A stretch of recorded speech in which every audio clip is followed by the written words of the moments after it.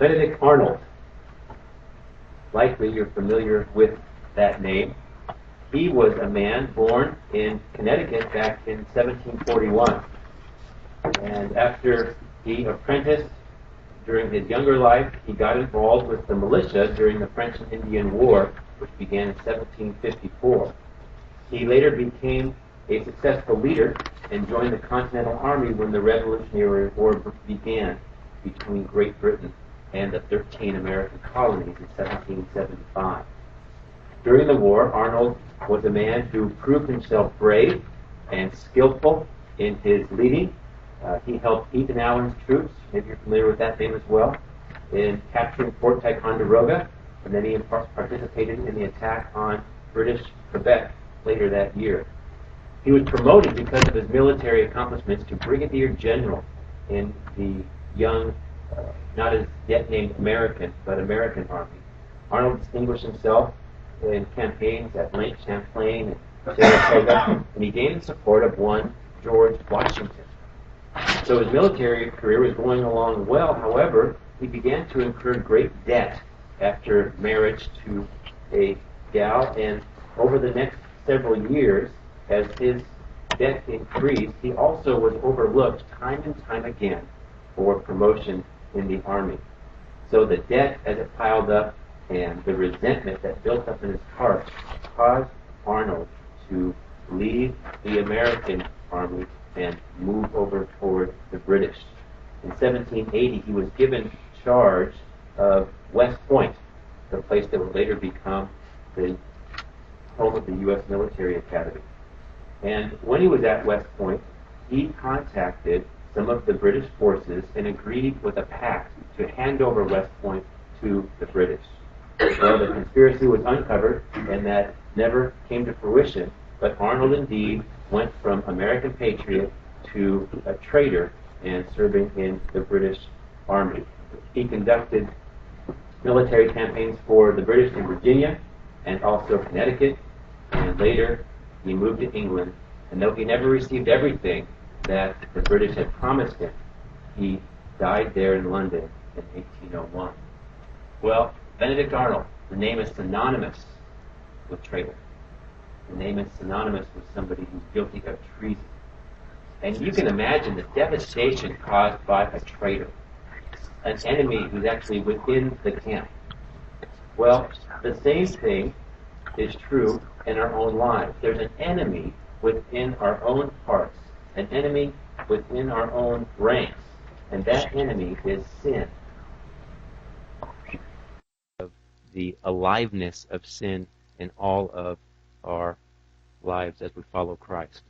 So with that in mind, let's look at James chapter 1, verses 13 through 16. James writes, "Let no one say when he is tempted, I am being tempted by God. For God cannot be tempted by evil, and he himself does not tempt anyone. But each one is tempted when he is carried away and enticed by his own lust. Then, when lust has conceived, it gives birth to sin. And when sin is accomplished, it brings forth death. Do not be deceived, my beloved brethren." As we look at this short passage, we're going to see first the lineage of sin, there in verses 13 and 14. Then we're going to see the life cycle of sin and how it functions within our own souls.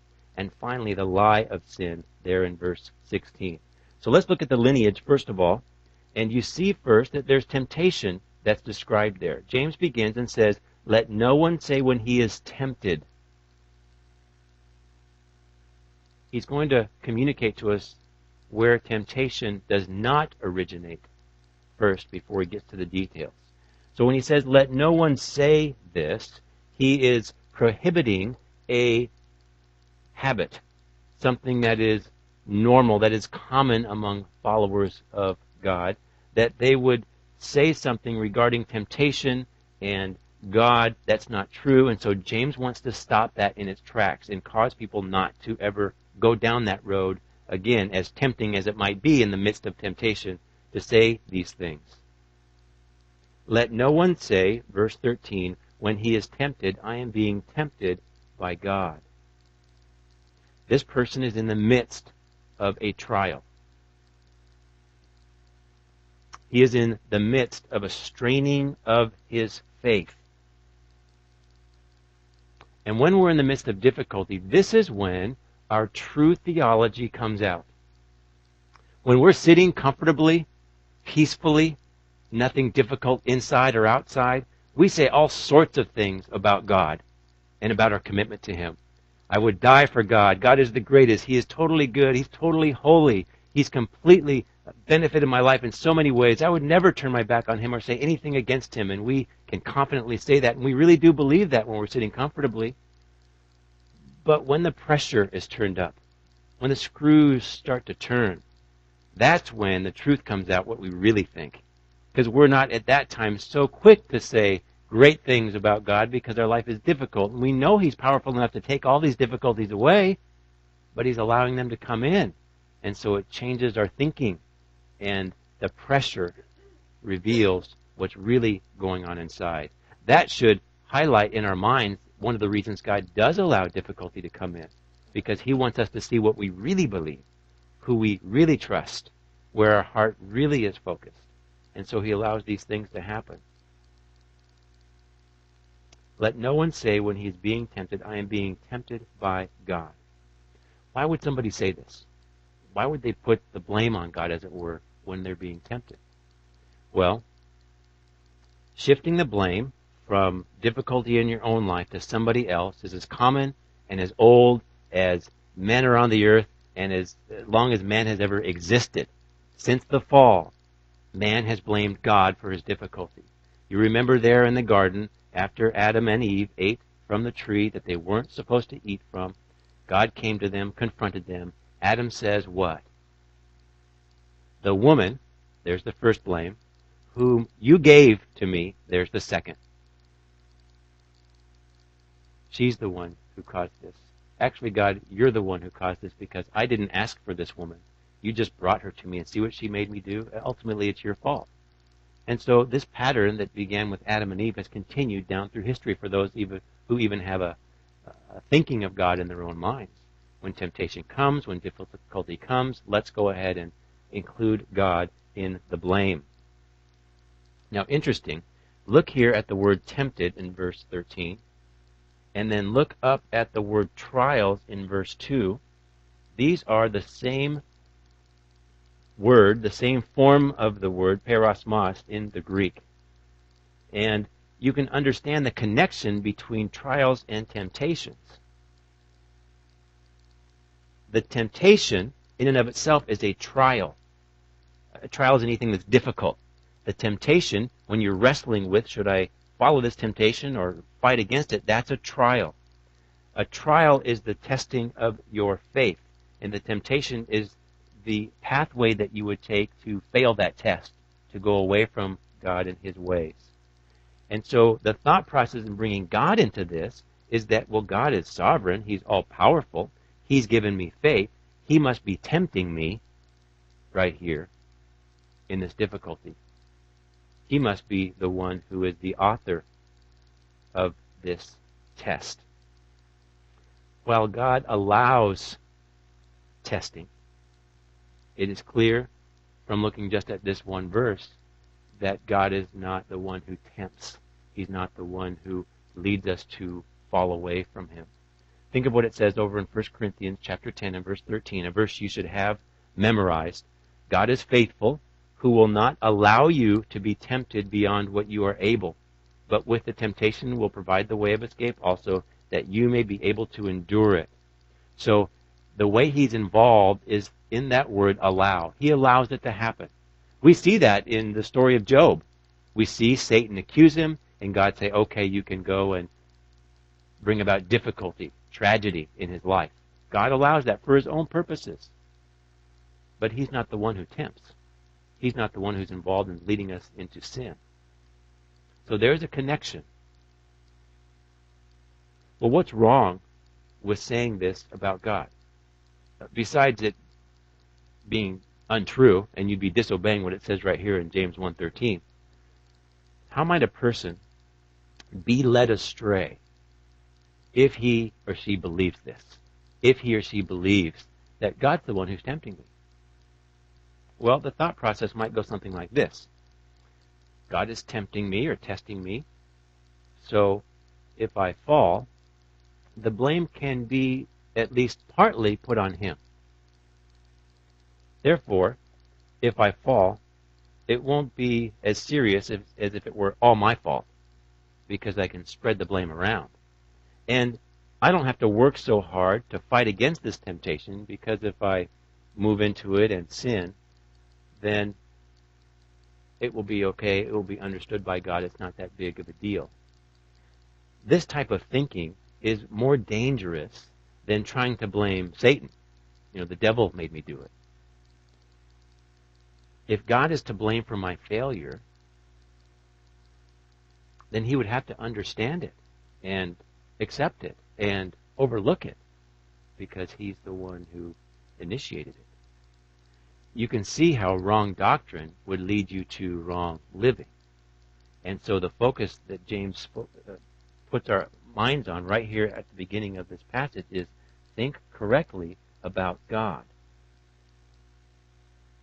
And that will help you in your fight against temptation.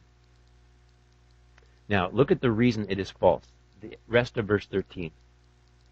For, or therefore, God cannot be tempted by evil, and he himself does not tempt anybody. God cannot be tempted by evil. He cannot be tempted of evil things. We know God is all-knowing. He is omniscient. But experientially, we understand that he is unversed in evil. He has no experience with what it is like to do something wrong, to do something sinful, to do something unrighteous. He's entirely free from it. He's not affected by evil. He is not somebody, as a being, who is willing to allow evil to coexist with him. He is separate from it. The Bible uses the words holy, meaning altogether apart or distinct from sin or evil. God cannot be induced to act according with evil. He's immovable in this. He's completely holy, completely self-sufficient, needing nothing. So when it says God cannot be tempted by evil, there's nothing that evil could offer him that he could say, oh, that looks good, or oh, that's interesting, or oh, maybe I should go this way and off the righteous path to do this action or think that thought. God's not going to be tempted by that, because he in and of himself is completely self-sufficient, completely holy. He's going to think completely rightly about that temptation and know it's evil and wrong, and it's not going to affect him. We're thankful for that. We're thankful that our God's immovable, because what it says in Scripture has been true of him from eternity past, and it will remain true forever. I mean, what if God could be moved? What if your salvation was not secure? And he said, well, I tried to work it out, but I went astray, and I decided this was the end of eternity with heaven and hell and all these other details. We couldn't put our faith in him.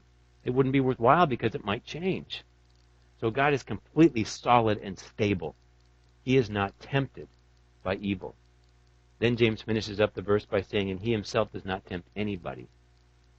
He's never done this, and he never will. It's not part of his nature. While he does allow it to occur, he's not the one tempting us. God does not tempt man to move away from him and into sin. He's too holy, too righteous, too good. So as you think about doctrine, understand that the better you know God, the less likely you will be to live in an unholy way. The less likely you will be to even think this. So the person James addressing here, this person doesn't understand God. And that's why they have to be told this. Don't think this way.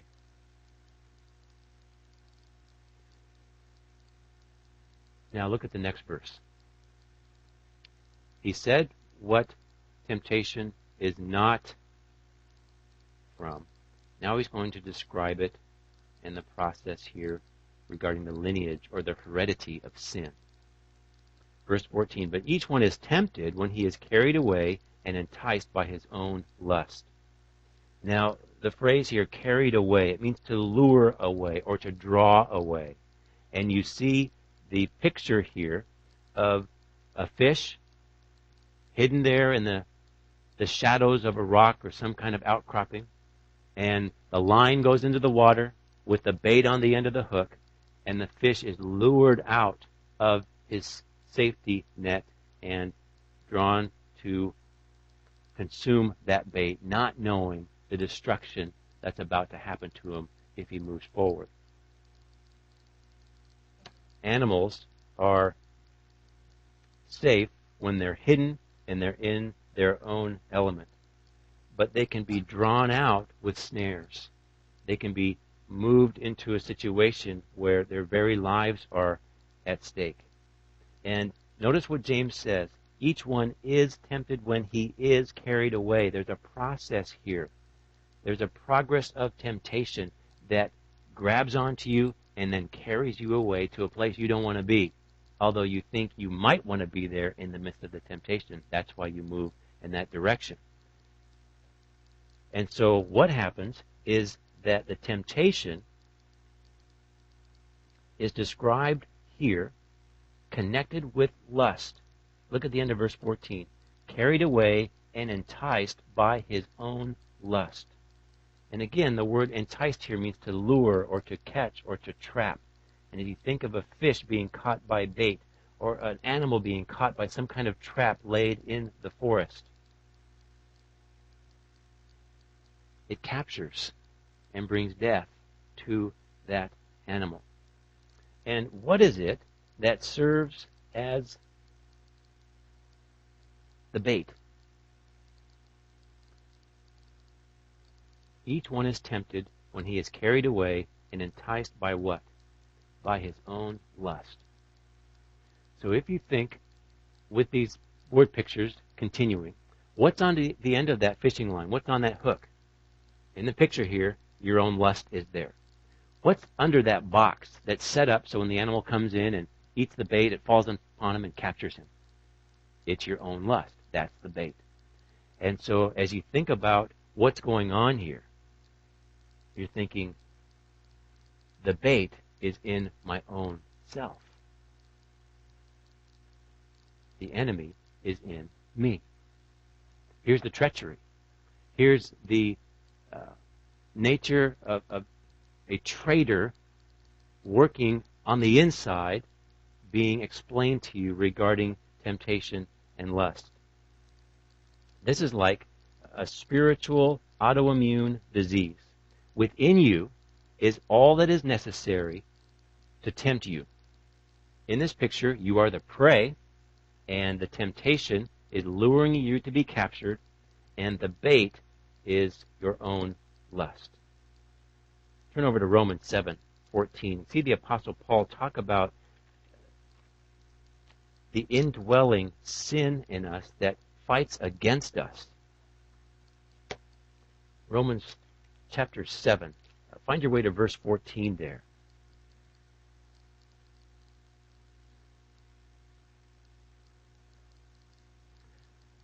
Paul says, for we know that the law is spiritual, but I am of flesh, sold into bondage to sin. For what I am doing I do not understand, for I am not practicing what I would like to do, but I am doing the very thing I hate. Have you ever felt that way? Like you want to do a good thing, you want to do the right thing, but you fall. And you wonder, why did I do that? How come I fell? I wanted to do right, but I did wrong. Paul felt that way. He did that same thing. Look at verse 16.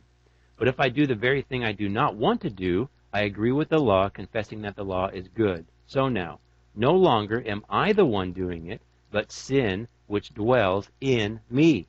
For I know that nothing good dwells in me, that is, in my flesh, for the willing is present in me, but the doing of good is not. For the good that I want I do not do, but I practice the very evil that I do not want. But if I am doing the very thing I do not want, I am no longer the one doing it, but sin which dwells in me. Now, be careful, because you could look at that passage and say, well, that means we're not responsible if I'm not the one doing it. God is speaking here through Paul, wanting to be very precise that you might be very precise in your understanding of how this all works. And the reason the precision is necessary is to keep us from thinking in error either direction. One error would be, I can't believe I did that. I must not be a Christian at all because a Christian wouldn't do that. That's not right thinking. The other error would be over on this side, thinking, well, it's sin dwelling in me. It's not my fault, therefore it's not a big deal. Therefore I'll just keep doing it because it's not really me. The precision's in the middle, and that is this. And this is only for those who've committed themselves to Jesus Christ. This is not for the non-believer. For the non-believer, he or she is the one doing the sin. But when God saves you, he places you in a position of holiness before himself as he looks at you through the eyes of, or through the blood of Christ. And so you are holy and blameless before him. Your eternal security is just that. It is secure because of what Christ has done and your faith in him. So God sees you there. Yet, you still sin. You still stumble. So what's going on there, positionally speaking, you are holy and blameless. You are clean before God. You are eternally cleansed. It's done. But you still sin. Why? Because there's still that sin that dwells inside of you. You see the connection with what James has been saying, that there's lust inside of you that causes you to follow after temptation. So that indwelling sin causes you to do what you don't want to do, and to do what you shouldn't do, and not to do what you should do, and it causes you to follow after the temptation. And so thinking with precision here helps you to understand more clearly who the real enemy is. The real enemy is not you in your person as you stand before God. The real enemy is the sin that dwells in you. Now, we're not talking that the ideal Christian is somehow sort of a spiritual schizophrenic, thinking that I'm here and I'm here. You have to see with precision. You're here, you're pure, you're holy, sin dwells in you. The enemy that you have to fight against is inside of you, and that is the indwelling sin. That is your lust that makes it possible for you to say yes to temptation. Now, one day, all this will be taken care of. On the other side, when we get into heaven, no more temptation, no more indwelling sin, no more lust inside to follow after those things. You will be not just secure positionally, but practically. You'll be holy and blameless and sinless as you move forward in eternity. But for your life on earth, you carry this thing around. And listen, you can't get rid of it. There is false thinking out there that if I just work hard enough and I just read my Bible long enough, pray long enough, and this will all be taken care of, I'll never sin again. And then it comes. And either you're devastated or you have to relabel everything so that you don't really think you're sinning anymore because you committed yourself not to sin anymore, and now that you've walked with Christ for so many decades, you shouldn't be sinning. That's not the Apostle Paul's experience. That's not our experience. So, as Christians, even as we mature, and by God's grace, it's less and less, but sin will still be there. It will still dwell inside of you until God brings you home. Amy Carmichael, a missionary to first East Asia and then over to India, she worked with children who were being treated sinfully, indeed, over in that culture. She wrote a poem that speaks to this. Listen to what her words are. God, harden me against myself, the coward with pathetic voice, who craves for ease and rest and joy, myself, arch traitor to myself, my hollowest friend, my deadliest foe, my clog, whatever road I go. When we are tempted, when we fall into sin, it's not God, it's not circumstances, it's not our environment, it's not our background, it's not Satan, although he's definitely involved, and all these things are involved somehow, some way. It's not anything or anybody else. It's you. That's the problem. The temptation then brings nothing into us. What does it do? It draws out what's already in there. The lineage of sin is a tempted will and lust, like two parents, as far as the background goes, and they bring forth that sin. So now let's look at the life cycle. James gets even more specific, more graphic, as it were. This picture gets more clear. Beginning with verse 15. And we're going to see here in this verse conception, birth, growth, and offspring. When lust has conceived, what's he saying here? A person in the midst of temptation. Difficulty comes, and the mind begins to wrestle with the facts. Should I stay godly, or should I give in to the temptation? Now, maybe the mind is weak. Maybe it has had no time in the Word. Maybe no time in prayer, no pattern of living for God. Maybe it's filled with lies, untruths about God, about self, about the circumstances. Maybe it's just unaware that this is a serious temptation. On the other hand, it may be strong. Over in Hebrews 5 and verse 14, it talks about a mature mind that's been made mature because of practice and exercising the use of truth to overcome these sinful patterns. The heart plays a role as well. This is not just an objective wrestling in the midst of temptation. There's a subjective element to it as well. And the subjective is this, that how you feel will determine greatly what you'll decide to do. The soul of man is made up mainly of desires. And so what you want to do when you are fighting the temptation is to incline those desires in the right direction. It would be easier, and this is where the world goes wrong. The world thinks more education is the answer. If we just give them enough facts, then they will act rightly. Facts are vital in your fight to live a holy life, but they're not enough, because this is an objective battle and a subjective battle. Objective meaning black and white facts. Subjective meaning how you feel. The objective element is vital, that you would understand truth. And the more truth you have in your mind, the more truly you think about God and His ways and about yourself and about the circumstances, that feeds fuel to how you feel, the subjective part. And what you're trying to do in this battle is to convince how you feel to be based on the truth, those facts. It would be easier if this were just like a true-false test, or even a multiple choice test. Should I go this way or should I go this way? What's the right answer? What's the wrong answer? And we got the right answer because we opened the Bible and it says it. Okay, I'm going to do that. It would be great if that's all it were, because then we could just educate ourselves to the point where we knew all the answers. But since the fall, man consults his desire more than anything else. And that desire is corrupted. In the midst of temptation, ultimately, listen, ultimately you're going to choose to do what you want to do. And so the doctrine, the objectivity in the battle is all for the purpose of helping your will to understand more clearly what you should want to do. You're trying to get those desires to go in the right direction. Now, if you remove the objective entirely, and you're just going to say, I'm going to do what I want to do and try to grow in Christ, and not really think about the Bible, not pray, not try to fill my mind with truth, you're going to fail. Because on your own, you won't think rightly enough to make your desires go in the right direction. But Scripture gives you the ammunition, as it were, to get that will in line, to get those desires in the right direction, and then move forward and make the decisions that will most honor God.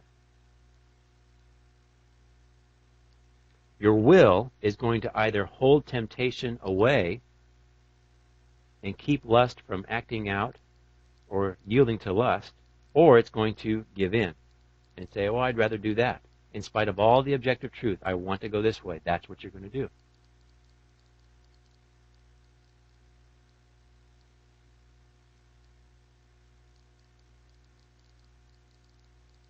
So, James says, when lust has conceived, literally this is the lust, when the lust has conceived, the one particular to the person in the midst of the temptation. A lust is just a desire gone bad. When we desire something too much, it becomes a lust. When we desire something more than God, it becomes a lust. The picture here, when it says lust has conceived, changes from the trapping of an animal or the catching of a fish to the birth of a child. Conception takes place when the process of sin unfolds in your own life. Lust, desiring to be satisfied, works with the temptation that's outside of you. The lust is inside of you. And they work together to bring the will under their submission. The lust, like a prostitute, entices the will to go out and embrace the forbidden thing. James gives us the picture of an unholy union taking place here between the will and the lust, and it follows through with conception. So when lust has conceived, look at the next few words. It gives birth to sin. This makes sense in the picture that James is painting for us. There's conception, and then there is birth.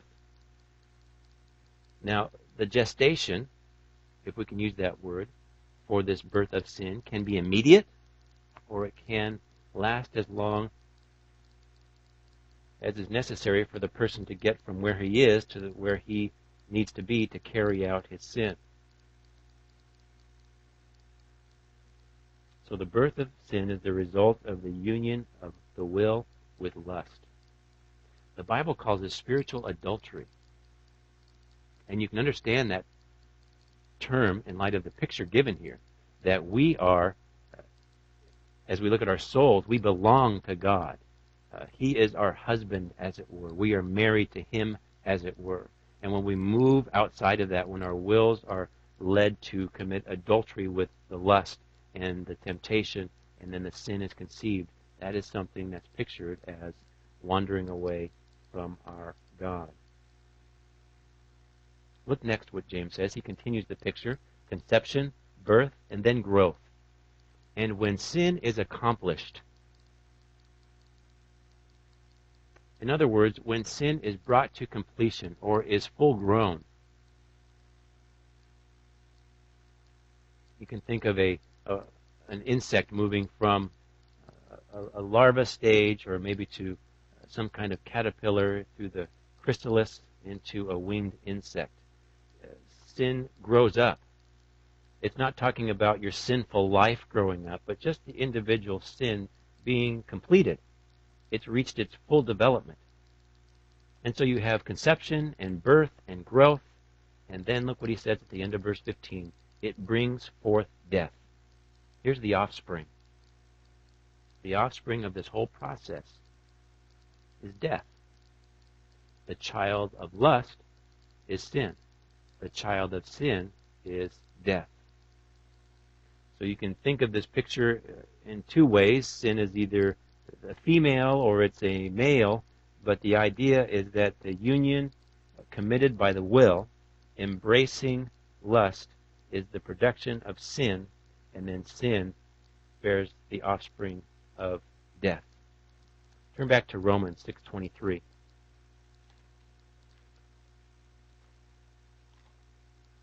This is not the only time this is said in Scripture. The outcome of sin is death. Romans 6:23. A different word picture here. For the wages of sin is death. The idea that what you earn, like a paycheck, if you sin, will be death. Look down to Romans 7 and verse 5. For while we were in the flesh, the sinful passions which were aroused by the law were at work in the members of our body to bear fruit for death. The idea here is that death is what's produced by sin. Turn over to Romans 8 and verse 3. For what the law could not do, weak as it was through the flesh, God did, sending His own Son in the likeness of sinful flesh, and as an offering for sin, He condemned sin in the flesh. So this is where the gospel comes in. Sin is going to produce death. That's a guarantee. And because we are sinful, and there's nothing we can do to get out of that in and of ourselves, God sent His Son. And Jesus died on the cross because that was the penalty for the sin. God knew that's what sin would produce in each and every individual. And so He sends Christ. Christ lives His life on earth. Christ dies on the cross. And it's not just suffering to the point of some degree of suffering. It's suffering to the point of death. He dies because that's what you and I deserve.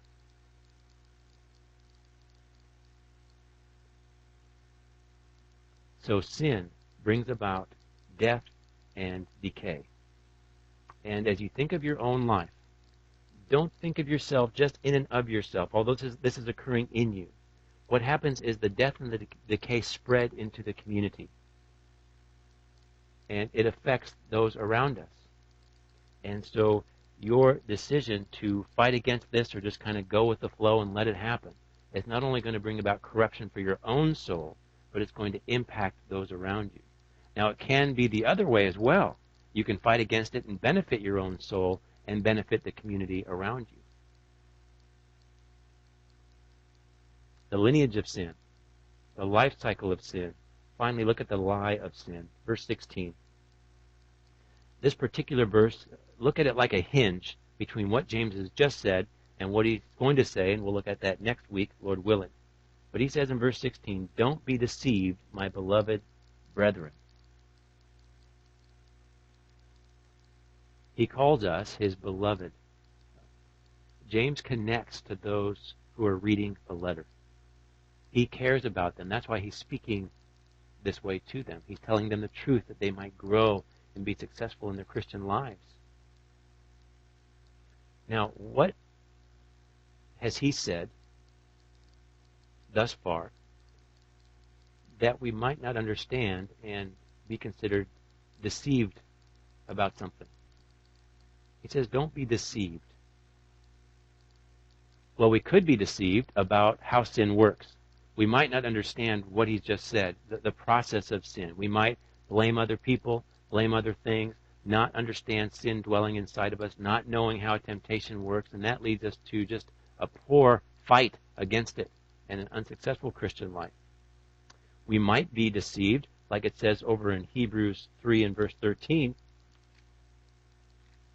Let me read that to you.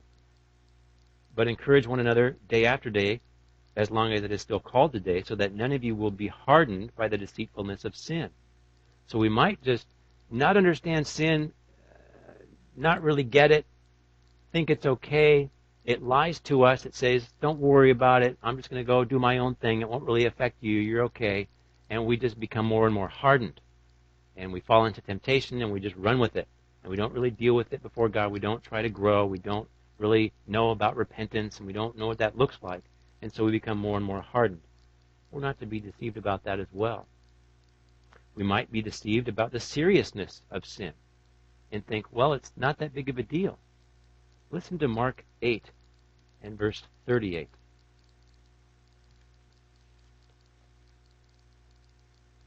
Jesus' words, "For whoever is ashamed of me and my words in this adulterous and sinful generation, the Son of Man will also be ashamed of him when he comes in glory of the Father and with his holy angels." So there Jesus calls the whole generation, the whole race of mankind, as sinful and adulterous. On our own, that's what we are. We might think we're better than we are as an individual or as a people. We might think we're okay. We've developed over time. We're pretty good. Or we might not understand God's understanding of sin, how he looks at it. Turn over to Hebrews chapter 4 and verse 15. Hebrews 4 and verse 15.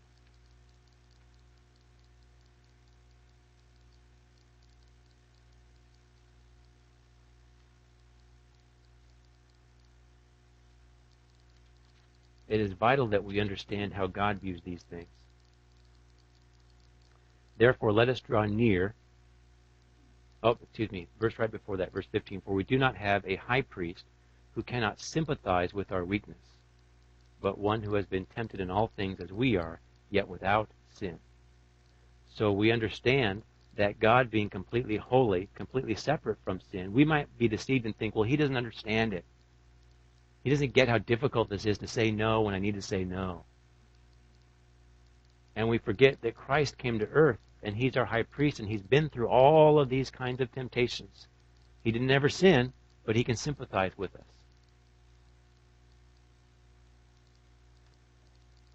Peter understood God's holiness. Do you remember back early in Jesus' ministry when Jesus was in the boat with Peter and Jesus performed the miracle, how Peter responded? He said, Jesus, you need to depart from me. You need to get away from me. Because he understood his sinfulness. And he understood how holy Jesus was as God in the flesh. Well, you know the story. Jesus didn't leave him alone. He didn't get away from him. He brought him close, and he embraced him. And this is what we need to see as followers of Christ. That when we're wrestling with temptation, that we understand the workings of sin, its lineage, its life cycle, and its lie. And that we would flee to God, knowing that Jesus will embrace us if we call out to him and ask for mercy, ask for help, ask for grace, ask for strength. He's the one who will come alongside and help us to stop this life cycle of sin early on at the temptation stage and be able to say no. It's far easier to pull a weed out than it is to pull out a tree. And so you deal with the temptation at the temptation stage. You don't let it be conceived. You don't let it give birth. You don't let it grow and develop and give offspring of more corruption into your own life. You take care of it initially. Know the cycle of sin. When you're tempted, label it biblically. Call it what it is. Speak to yourself. Tell yourself the truth. God doesn't expect you to be confused about this. He expects you to think precisely about the details he's given in his word. So as you think about your own life, be a spiritual surgeon. Diagnose what's going on in you. Even do it out loud so that you might convince your will if it's being led astray, if it's going astray. As it's happening, go to God.